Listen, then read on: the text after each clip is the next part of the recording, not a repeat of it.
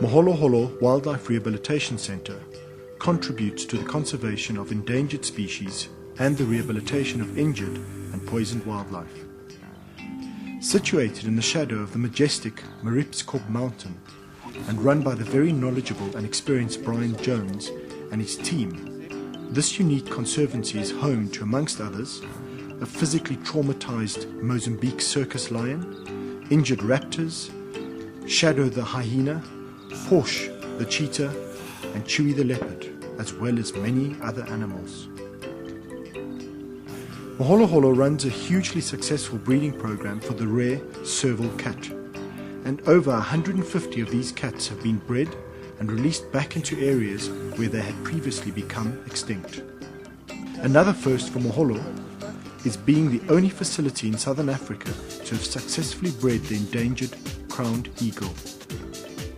Wherever possible, rehabilitated birds and animals are returned to the wild, and those not so fortunate, due to the nature and extent of their injuries, are used to educate visitors to the centre.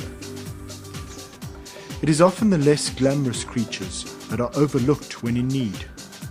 The maligned vulture is a family of birds that, due to their scavenging behaviour, fall prey to poisoning on a large scale. Moholoholo has become a refuge for these vital members of a healthy ecosystem, and not only brings them back to health and releases them, but also runs a vulture restaurant, as well as tagging individual birds for scientific monitoring.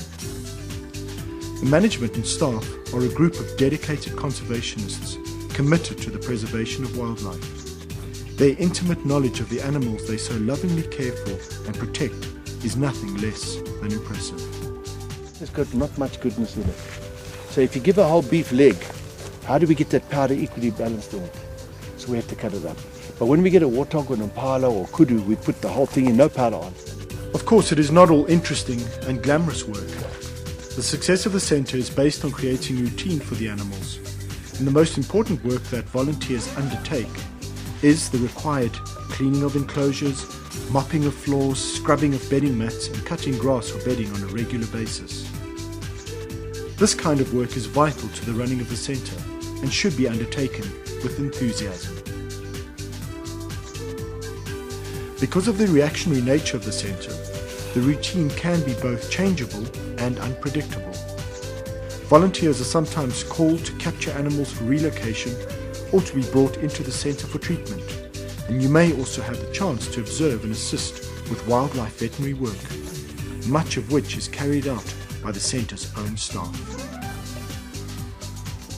It came with its anklets on, and when we was clipping their beaks and their talons last week, we noticed that the leather had shrunk around its foot, so it had gone down to the bone and the tendons were showing. So we've just been dressing it for the last week, and now it's improved. There we go.